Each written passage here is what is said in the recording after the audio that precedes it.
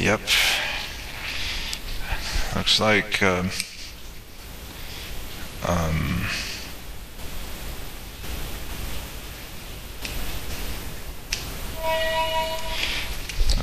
the situation in the Congress is very interesting. Now, this is a little time frame from, was it now the 12th of February of 2010. But I don't know if you've noticed a kind of bizarre polarity going on here. It seemed to sort of start up in a mostly in the days of ancient Rome, where you had the two Roman empires, Rome and Byzantium.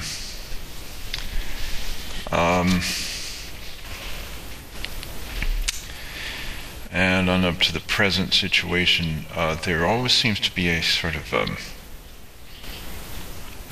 split between a very sort of dictatorial approach to things, draconian, harsh, and sort of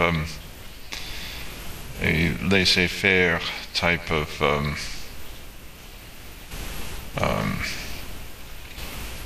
more relaxed governance based on either popular opinion or the opinion of a ruling class of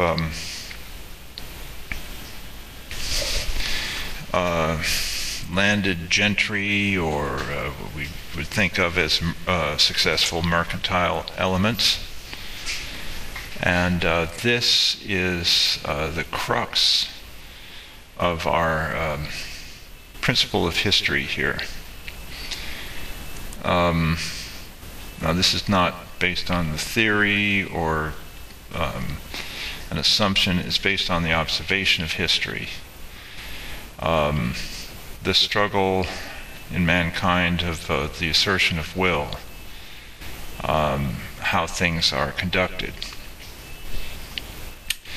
Now, there has always been this flow of concourse in contemporary civilization based on value, assessment of value,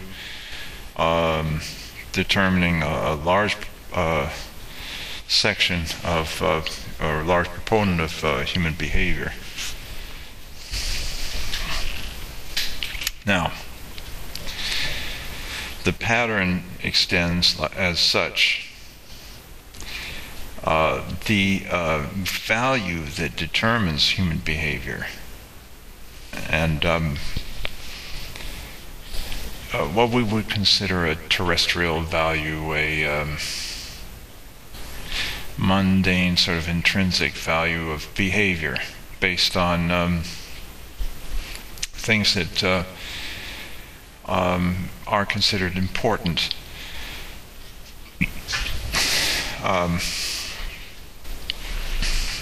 This usually encapsulates itself in a system of monetary instrumentation, usually a coinage, traditionally, because coins were able to be struck that had images and superscriptions. The only problem is that very nice gold coins, silver coins can be shaved, so on and so forth, various trivia. But we're looking at the contemporary situation in the government of the United States of America. This is supposed to be a democracy, although it is declared to be a republic, which is more of a ruling class governance. I think that's basically what it was set up to be, but it has become a democracy. Now, the basic tenet is that democracy is the weakest form of government.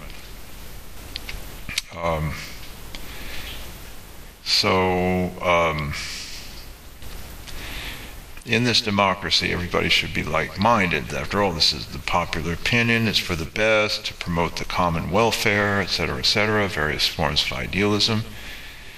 And yet we have this situation of an embattled Congress divided right down the aisle, quote-unquote aisle, and almost like never the twain shall meet.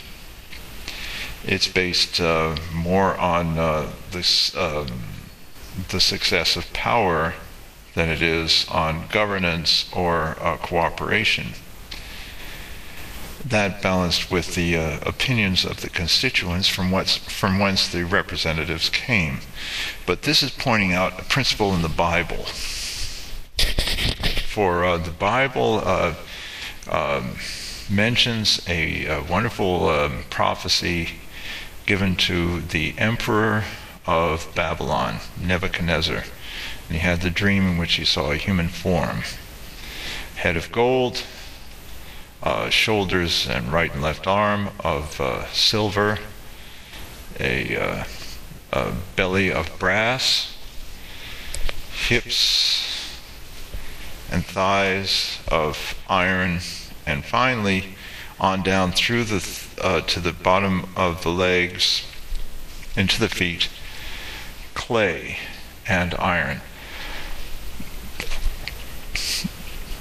But the clay and iron did not mix.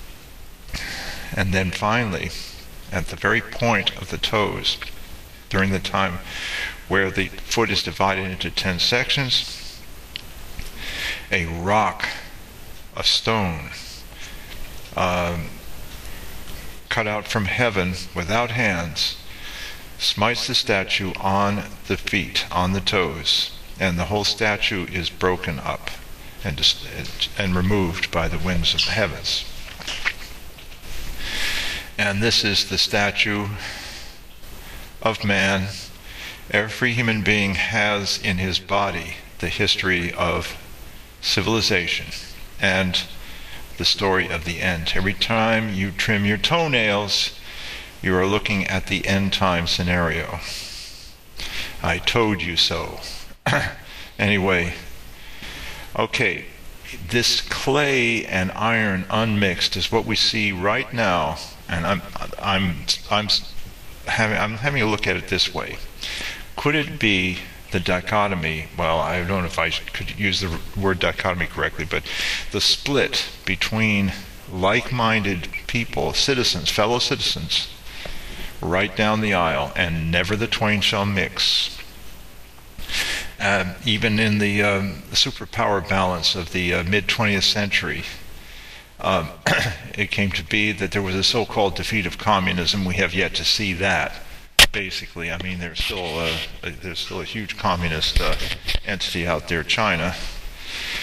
But you had you saw they would not blend, they would not mix. Never the twain shall meet. So this is a telltale evidence that we're coming up to an end time. Now, this was the prophecy given to King Nebuchadnezzar. Now, Daniel got other things which were a bit more for his eyes only type scenario, something the king would stumble at. So we're running out of time, so I need to tell you about the abuse of mercantile power. This is what's happening, we see in the economic situation now.